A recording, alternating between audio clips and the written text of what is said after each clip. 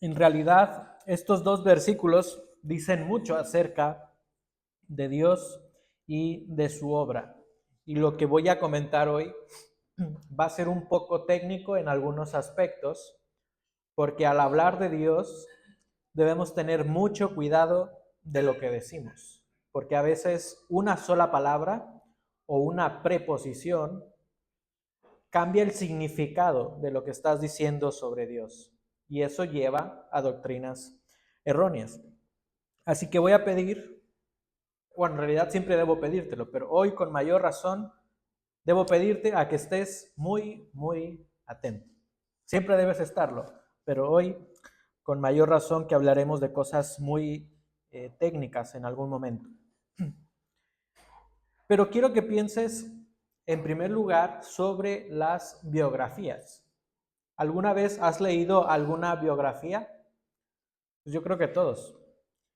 Y cuando yo estaba en sexto grado de primaria, recuerdo que la profesora nos dejó de tarea leer diversas biografías para que al final nosotros pudiéramos hacer una autobiografía.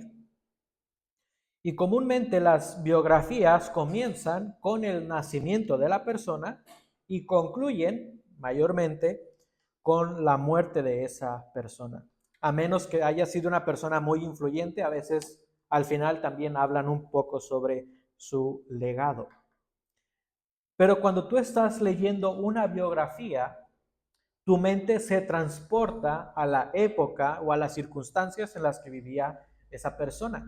Si nos dice una biografía que tal persona vivió por decir un ejemplo, en Islandia, tu mente se transporta a Islandia pensando en el frío, cómo debió vivir tal persona.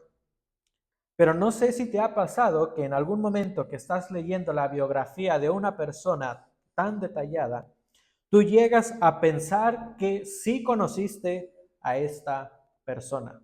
No sé si alguna vez te ha pasado esto, pero por lo menos a mí sí me ha pasado. Alguna vez he leído una biografía de una persona muy reconocida y yo al leer esta biografía he sentido que podía decir con exactitud lo que tal persona pensaba sobre cierto tema en concreto.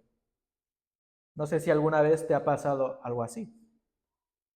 Pero desde luego no conocemos mayormente a esas personas y tampoco podemos aseverar lo que esa persona pensaba exactamente sobre cierto tema. Y esto es porque las biografías nos ayudan a conocer a las personas.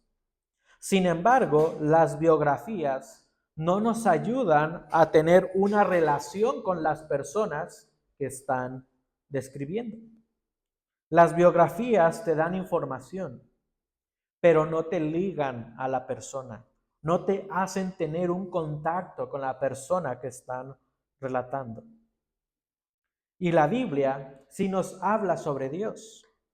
Y a diferencia de las biografías, la Biblia sí nos ayuda a tener una relación con nuestro Dios. La Biblia es la historia de Dios.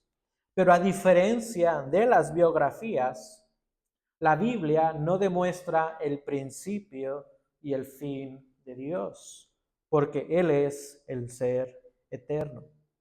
Dios se ha revelado a la humanidad a través de su palabra, para que tú y yo podamos conocerlo y aún más allá, para que podamos tener una relación con Él. Así que la Biblia sí nos relata sobre la persona de Dios, pero va aún más allá que simplemente relatarnos quién es Dios. Nos relata a Dios para que lo conozcas y para que puedas tener una relación con Él.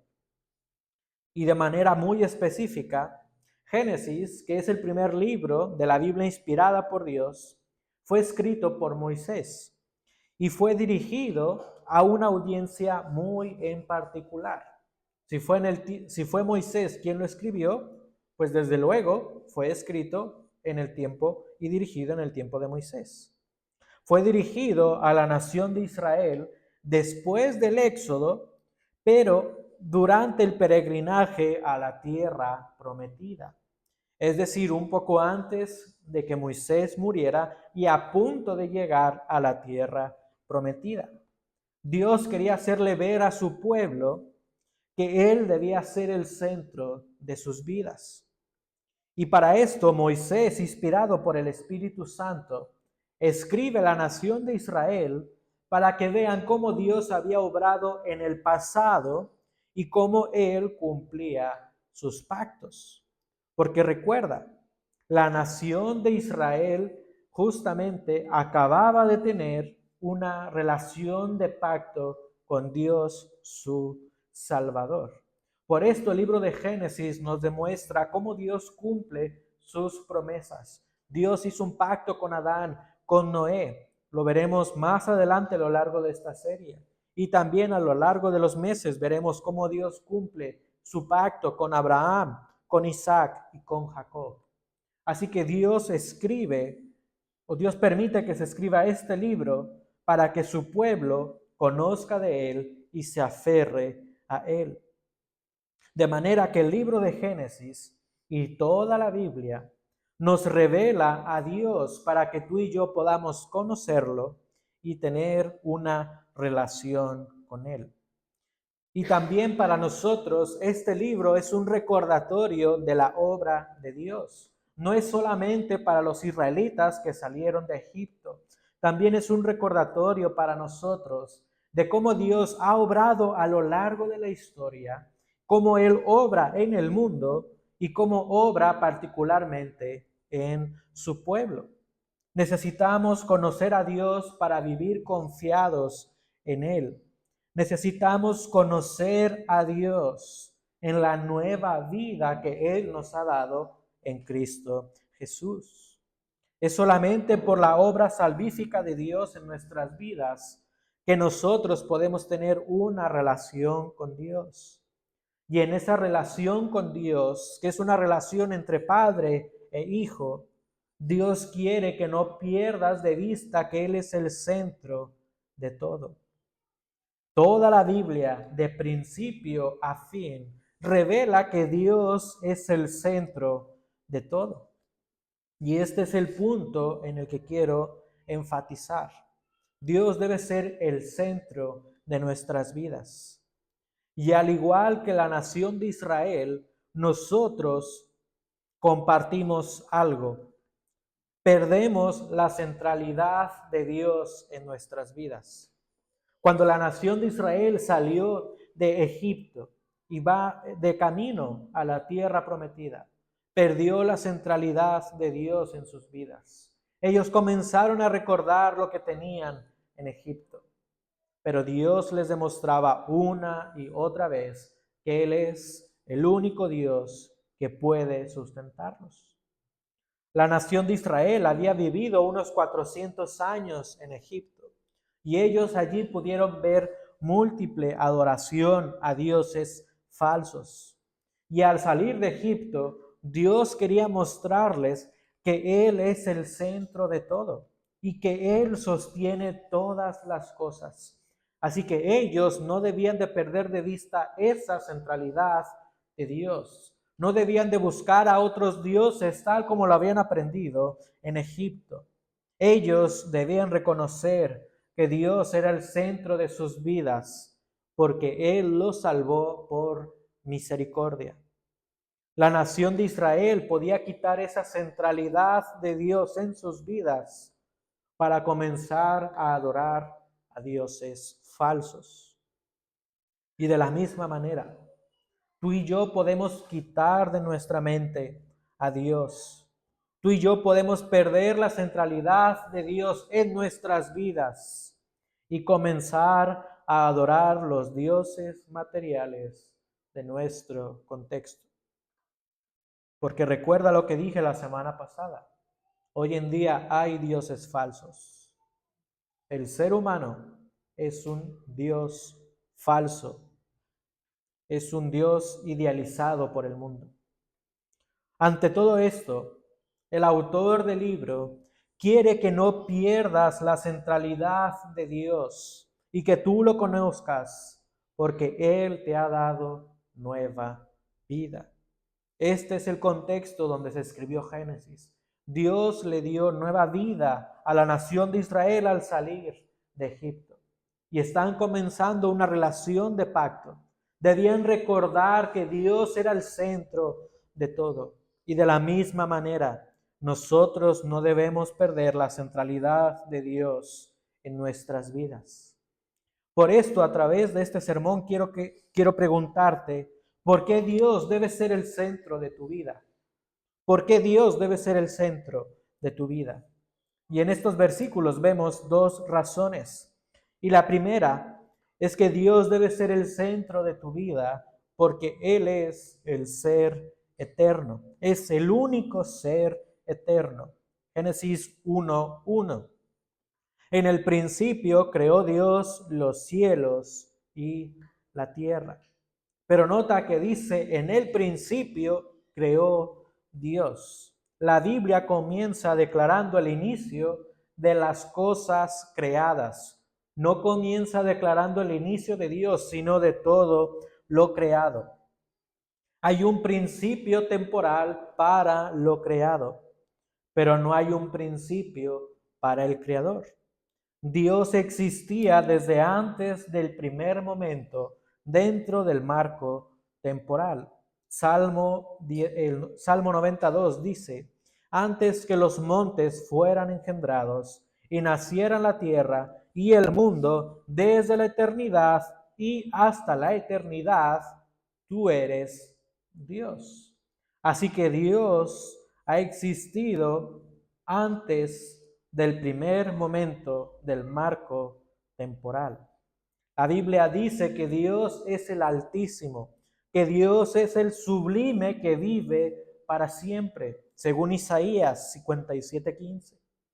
Recuerda que desde la eternidad está establecido el trono de Dios, porque Él es desde la eternidad.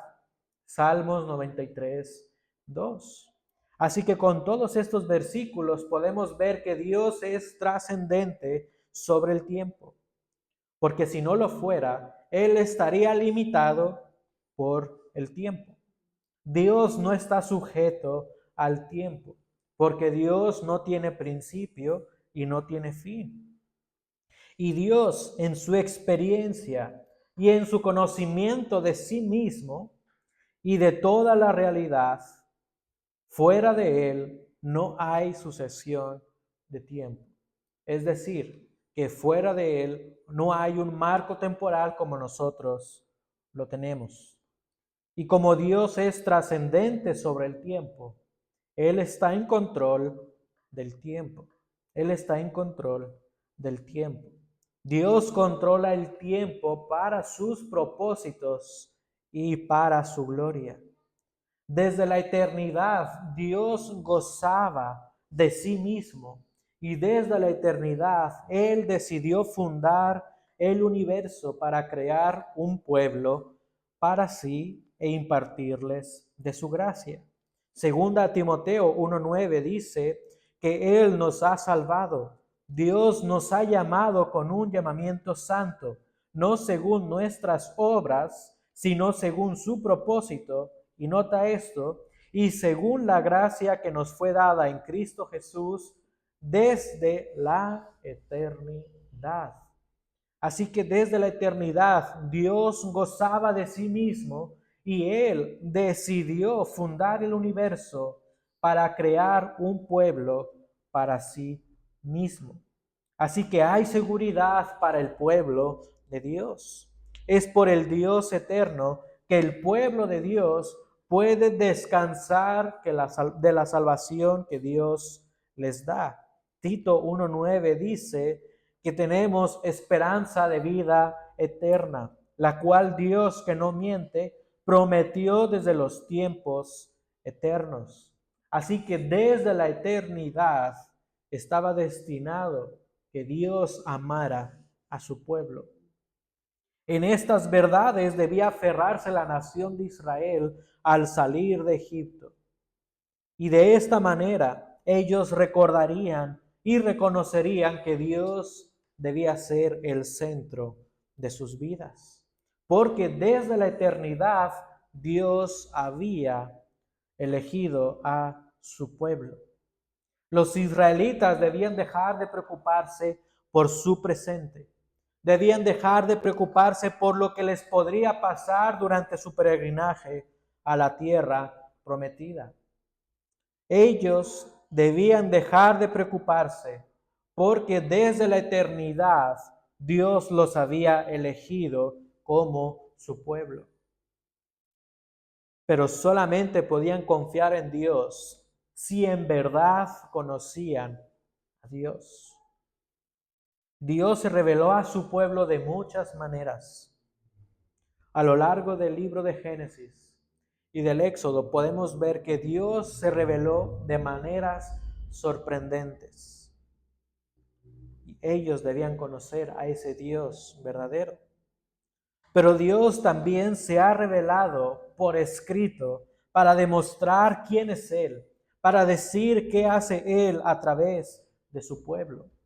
Y a través de este libro, los israelitas podían conocer a Dios, podían conocer al Dios del pacto, al Dios con el cual tenían una relación con Él y vivir en armonía con su Dios.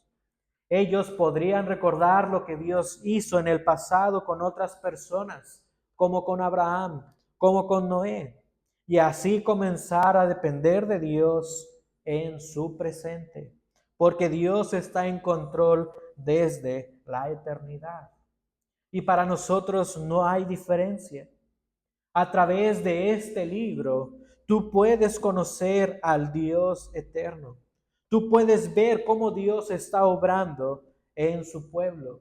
Tú puedes ver cómo Dios ha estado en control desde todos los tiempos. Así que aférrate al Dios eterno. A Él no se le escapa nada. Nada le va a sorprender. Él es quien controla todo desde la eternidad. De manera que no descanses en ti. Aférrate a Dios, pero solamente será posible si tú lo conoces. Quizás alguna vez tú has visto alguna película donde las personas viajan a través del tiempo. A mí en particular me gustan un poco. A Daniela no le gustan porque se confunde mucho. Pero en casi todas las películas que tratan sobre viajes a través del tiempo, hay un común denominador, en casi todas. Es necesario cambiar el pasado para que el presente sea mejor. Casi todas las películas que tratan sobre esto tienen esta conclusión. Tienes que cambiar el pasado para evitar que pase tal acontecimiento y puedas vivir mejor. Pues hay una película en particular que para mí es muy chistosa, donde el protagonista viaja a través del tiempo para conquistar a la mujer de sus sueños. Por un error, él no pudo conquistarla y él descubrió cómo viajar a través del tiempo. Así que él quiere viajar a su pasado para remediar ese error y poder conquistar a esa chica. Así que él viaja en múltiples ocasiones a través del tiempo.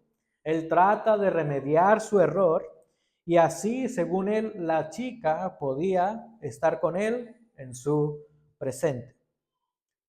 Pero adivina qué pasó. El protagonista no logró enamorar a la chica de sus sueños, sino que fue todo lo contrario. Cada vez que este chico viajaba al pasado, la chica cada vez lo odiaba cada vez más. Este chico se equivocaba cada vez más y su presente era cada vez mucho peor. Aunque esto es algo irónico y es algo de ciencia ficción, hay algo que nos demuestra, algo que nos ilustra. En las películas vemos que algunos viajan a través del tiempo por amor, otros para evitar la muerte de cierta persona, otros para obtener un mejor trabajo o un mejor negocio y otros por dinero. Pero lo que transmiten estas películas es que los personajes pueden enmendar sus errores por sí mismos. Solamente tienen que esforzarse, viajar a lo largo del tiempo para que su presente sea mucho mejor. Esto nos ilustra el deseo de las personas de remediar las cosas en sus esfuerzos. Esto es porque en nuestra mente finita creemos que el pasado va a definir completamente nuestro presente. En nuestra mente finita pensamos que el pasado define completamente tu presente, pero no es así. El pasado no define completamente tu presente, porque si fuera así, Dios estaría limitado a tus acciones. Dios no está limitado en el presente, ni en el pasado, ni en el futuro. Dios es desde la eternidad, de manera que Él define todo en su esencia. No todo está definido en tus acciones. Es por el Dios eterno que tú puedes tener esperanza en tu presente sin importar cuál fue tu pasado. Es solamente por el Dios eterno. El Dios eterno ha cuidado de su pueblo a lo largo de la historia. Incluso recuerda que Él planeó desde la eternidad salvar a su pueblo. Efesios 1:4 dice que Dios nos escogió desde antes de la fundación del mundo. Y si tú eres del pueblo de Dios, Dios está al cuidado de ti. No dudes del Dios eterno. Él está en completo control. Tú debes confiar en Él. Debes aferrarte a Dios. Pero recuerda que solamente puedes tener a Dios como el centro de tu vida si tú lo conoces. Y desde el primer versículo de la Biblia, Dios se ha revelado como el ser eterno. Dios se ha revelado como el ser eterno que tiene poder y que tiene autoridad. De manera que tú puedes conocerlo. Conócelo a través de su palabra para que tú puedas decir que Dios es el centro de tu vida. El ser eterno tiene cuidado sobre ti. Así que ponlo como el centro de tu vida. No pongas tu confianza en ti. No pongas tu confianza en las circunstancias de tu presente. No pongas tu confianza en lo que tú estás haciendo hoy. No pongas tu confianza en lo que hiciste en el pasado. No pongas tu confianza en lo que tú crees que podrías hacer en el futuro. Pon tu confianza en el Dios eterno, porque sabes que Él está en completo control. Y quiero preguntarte algo. ¿Hay alguna cosa en particular que te impide tener a Dios como el centro de tu vida? Si hubiera una cosa, esa cosa que te impide tener a Dios como el centro de tu vida, ¿es algo que sucedió en el pasado? Dios sabe si hay algo que te impide como ponerlo el centro de tu vida. Dios sabe si esa cosa del pasado te está impidiendo, según tú, poner a Dios como el centro de tu vida. Para Dios no está fuera de su control, porque Él lo sabe desde la eternidad. Y esa cosa realmente no es un impedimento para buscar a Dios. Dios quiere que lo conozcas para guiar tu vida en dependencia a Él. Así que el único y verdadero Dios debe ser el centro de tu vida, porque Él es el ser eterno que controla todo. Y también el único y verdadero Dios debe ser el centro de tu vida, porque Él es el Creador. Nota los siguientes versículos. En el principio creó Dios los cielos y la tierra. Y la tierra estaba sin orden y vacía. Dios debe ser el centro de tu vida porque Él es el creador. El creador único y exclusivo es Dios. Y aquí el verbo crear, en este contexto, transmite la idea de traer a la existencia. Es decir, que de la nada Dios creó absolutamente todo. De la nada Dios creó. Y esta obra maravillosa es única y exclusiva de Dios. La única frase en la Biblia que denota crear algo de la nada a lo largo de toda la Biblia es usada exclusivamente como en Dios. Es decir, cuando se usa el verbo crear en la Biblia, pero una creación de la nada, se usa exclusivamente para describir la acción de Dios.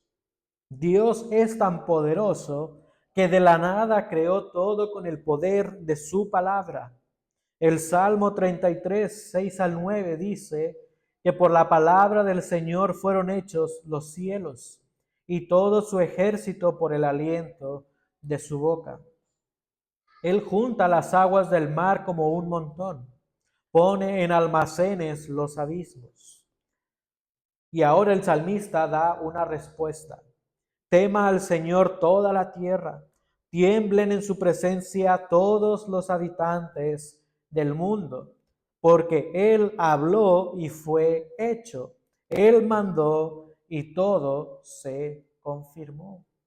Así que Dios creó todo con el poder de su palabra y es el único que puede crear algo de la nada.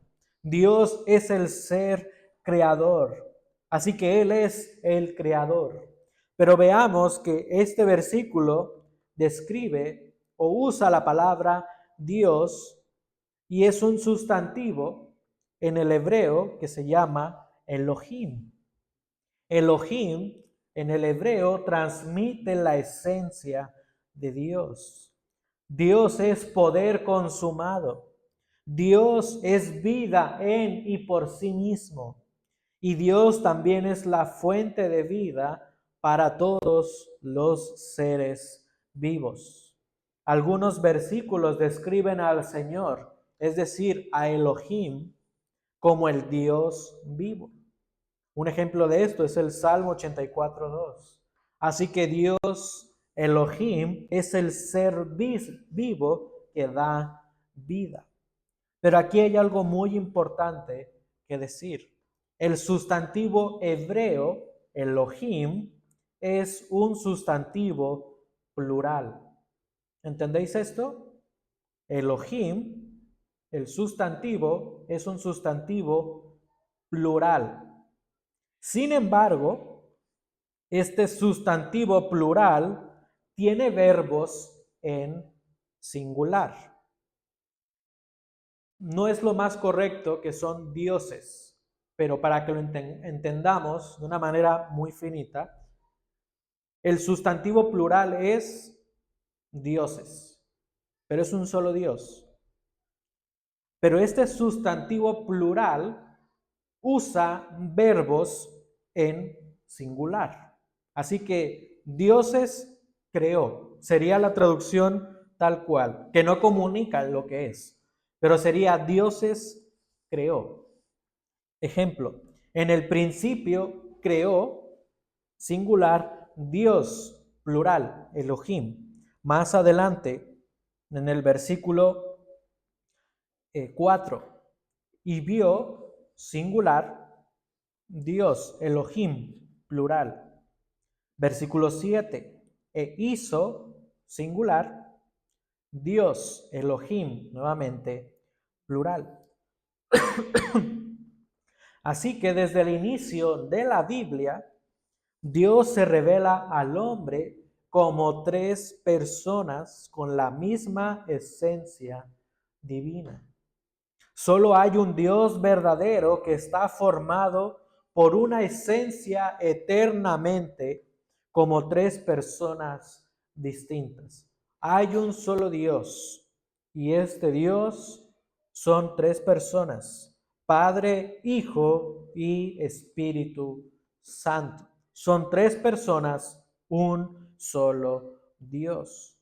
Y desde antes de la creación, este trino Dios se amaba y se glorificaba a sí mismo.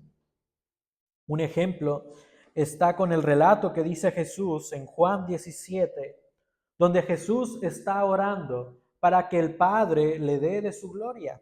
Jesús dice, glorifícame.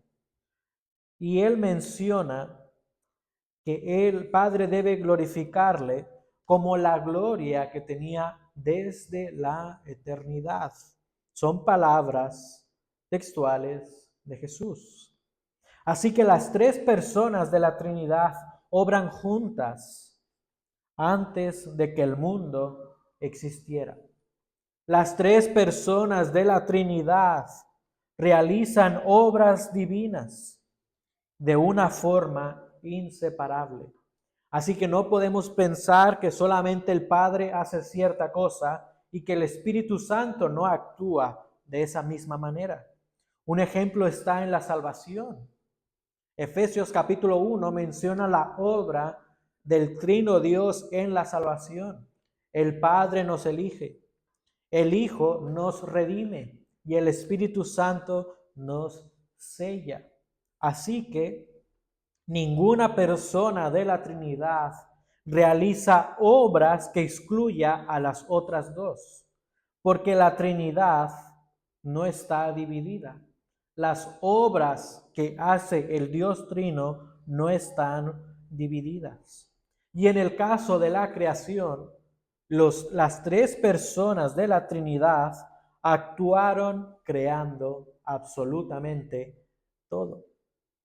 Pablo dice en 1 Corintios 8:6 que el Padre fue el originador de todas las cosas. Hay un solo Dios, el Padre de quien proceden todas las cosas. Así que del Padre proceden todas las cosas. Pero también Colosenses 1:16 menciona que el Hijo fue quien ejecutó la creación. El Hijo fue el superintendente de la creación.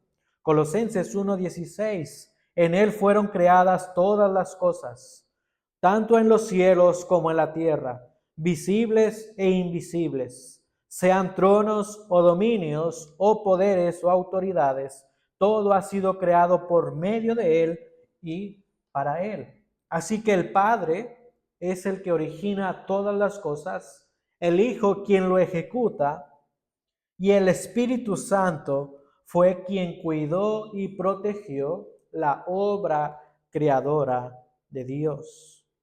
¿Por qué digo esto? Nota el versículo 2. La tierra estaba sin orden y vacía, y las tinieblas cubrían la superficie del abismo. Y nota esta frase. Y el Espíritu de Dios se movía sobre la faz, sobre la superficie de las aguas. La palabra o el verbo moverse en el hebreo en este contexto indica la acción de volar sobre algo. Es decir, estaba Jesús creando, ejecutando la creación, y el Espíritu Santo estaba sobre esa obra creadora que Jesús estaba haciendo. Y este verbo también es usado en Deuteronomio 32:11, cuando se describe a las águilas que vuelan sobre el nido para cuidar a sus crías. Y esto es algo ilustrativo. De la misma manera que las águilas vuelan alrededor del nido para cuidar de sus crías, así el Espíritu Santo estaba sobre la obra creadora de Jesús para cuidar este proceso. Así que el Trino Dios actuó desde la eternidad y creó todo de la nada. Dios es el único ser que de la nada creó absolutamente todo. Y esa obra creadora de Dios debe considerarse como el contraste de antes de su creación. ¿Qué quiero decir con esto? Notemos versículo 2. La tierra estaba sin orden y vacía. Una frase. Segunda frase. Y las tinieblas cubrían la superficie del abismo. Ahora, estas dos frases en el hebreo son cláusulas circunstanciales. Ahora voy a explicar esto. Pero la frase, la tierra estaba sin orden y las tinieblas cubrían la superficie, son cláusulas circunstanciales de cómo termina el versículo. Del Espíritu de Dios se movía sobre la superficie de las aguas. Ahora, ¿qué es una cláusula circunstancial? Una cláusula circunstancial describe la manera, una circunstancia o las condiciones en las que se produce una cláusula principal. Parece una clase de gramática, pero voy a poner un ejemplo muy sencillo. Todos conocemos la frase o el refrán, piensa mal y acertarás. Todos lo conocemos, ¿verdad? Pues este refrán es una cláusula circunstancial. ¿Cuál es la cláusula inicial? O mejor dicho, ¿cuál es la cláusula principal? Cláusula principal es acertar. Tú vas a acertar si piensas mal. ¿Cuál es la condición para acertar? Pensar mal. Creo que esto ejemplifica más que es una cláusula circunstancial. Una cláusula circunstancial es algo que condiciona la acción, básicamente. De manera que el versículo 2 está describiendo la condición de la tierra antes de que el Espíritu de Dios protegiera la obra creadora de Dios. En otras palabras, podía ser algo así. Y me puedo equivocar, pero quiero traducirlo de una manera más simple en el castellano. Esto en el lenguaje hebreo puede ser más simple, pero no hablamos hebreo. Pero en el castellano podría ser algo así.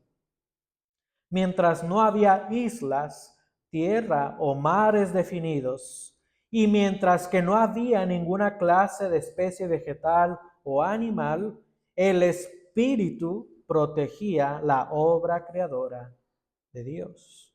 Ahora creo que se puede explicar y entender un poco mejor este versículo.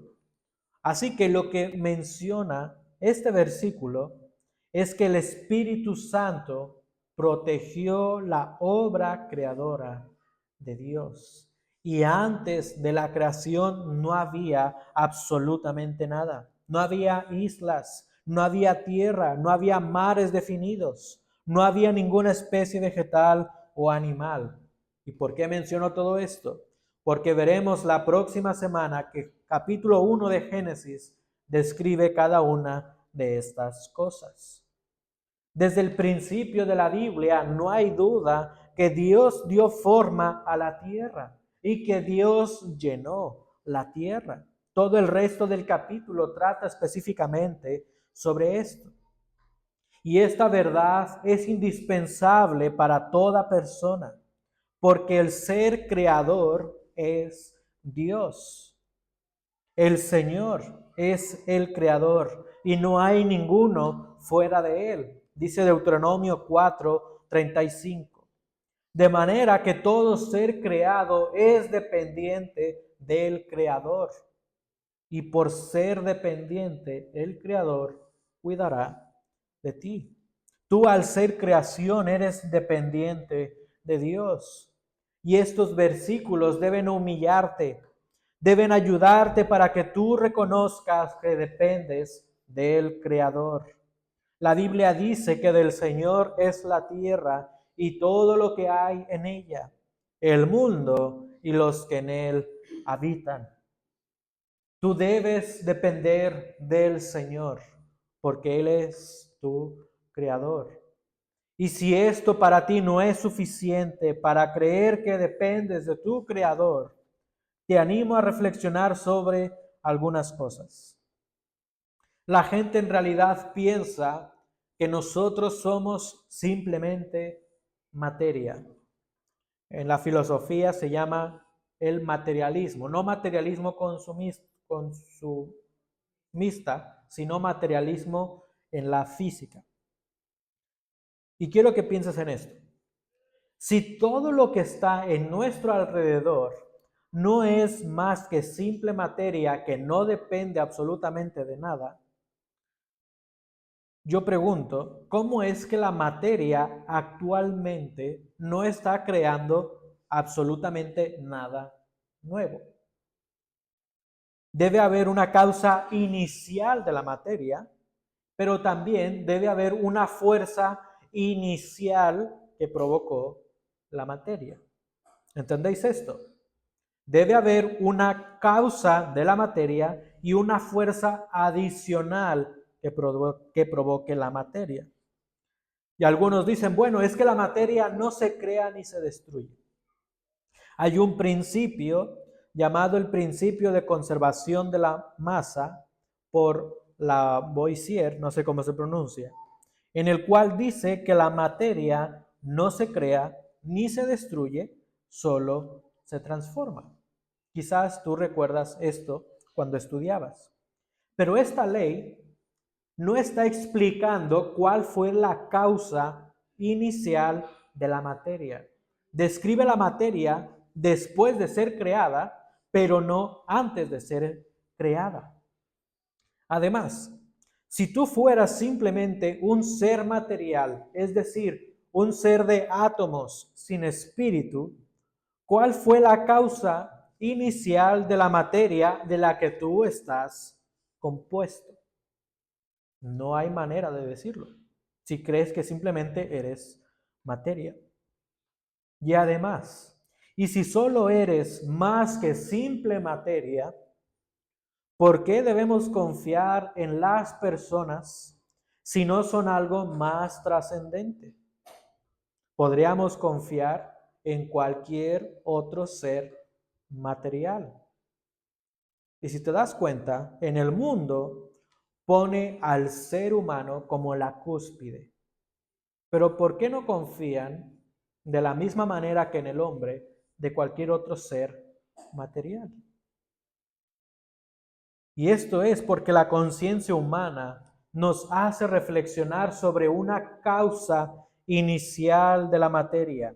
Pero también la conciencia humana nos dice que hay una fuerza distinta a la materia, hablando en términos científicos. Pero yo lo que quiero decir es que Dios es la causa inicial de todo. Es la fuerza inicial que Él produjo todo. La fuerza es su poder. Dios creó todo de la nada y tú eres una criatura de Dios. Tú y yo no podemos crear algo de la nada y ningún otro ser puede hacerlo. Ningún otro ser creado puede crear algo de la nada.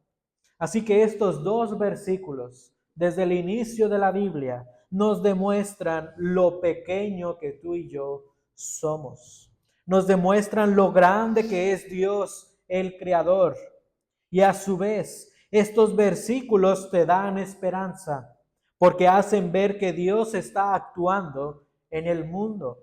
Dios está actuando en el mundo desde la creación. Dios no es un ser alejado de su creación. Él está cerca de su creación porque quiere que sus criaturas vuelvan a Él. Dios se ha revelado a su creación y quiere que sus criaturas vuelvan a Él. Pero para que vuelvan a Dios, sus criaturas deben conocerlo. Y si tú has conocido a Dios, Él debe ser el centro de tu vida, porque Él te sostiene. Él creó todo de la nada. Él es tu creador. Tú dependes de Él.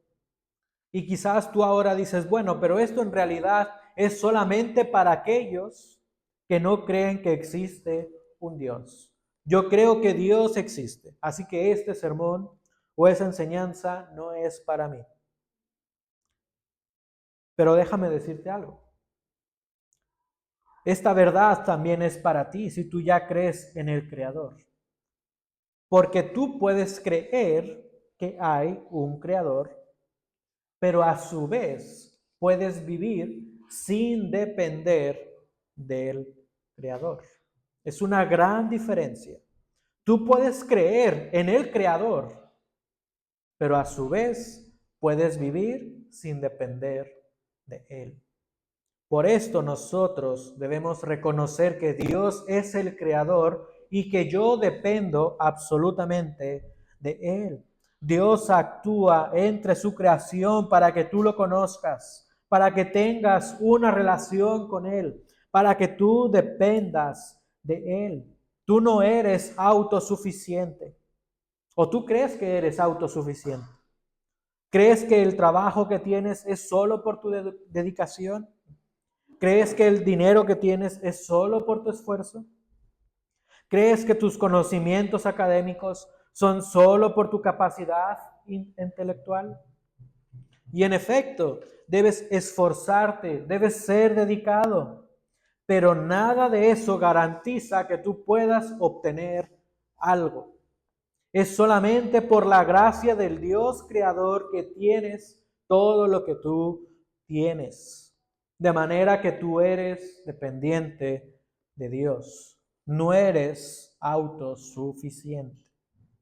Y a manera de conclusión quiero que meditemos en estos dos versículos. Estos dos versículos comunican verdades de Dios. Comunican verdades que nos impulsan a reconocer su majestuosidad. Nos impulsan a reconocer que Dios es grande en poder y en autoridad. Dios se ha revelado para que tú puedas tener una relación con Él. Dios no se ha revelado solamente para llenar tu conocimiento, tu mente de Él. La manera en la que Dios se ha revelado a la humanidad de una forma tan segura es a través de Cristo Jesús. Hebreos 1 al 3 dice que Dios ha hablado a través de Cristo, quien es heredero de todas las cosas y quien Él hizo el universo. Es solamente por Jesús que tú puedes conocer a Dios y tener una relación con Él. Es solamente por Jesús en que tú puedes tener una nueva vida en Dios. Y en esa nueva vida espiritual que tú tienes, Dios debe ser el centro de tu vida. Dios se ha revelado para que lo conozcas y para que dejes que Él sea el centro de tu vida. Sin embargo, perdemos la centralidad de Dios en nuestras vidas por pensar que nosotros somos el centro de nuestras vidas. Pero en estos versículos es muy claro que Dios es grande en poder, en majestad y en autoridad. Y porque Dios es el ser eterno que te creó, Él debe ser el centro de tu vida. No permitas que nada ni que nadie quite a Dios como el centro de tu vida. Él es la autoridad suprema porque Él es el Creador y porque Él es el ser eterno. Así que conoce al único y verdadero Dios y depende totalmente de Él.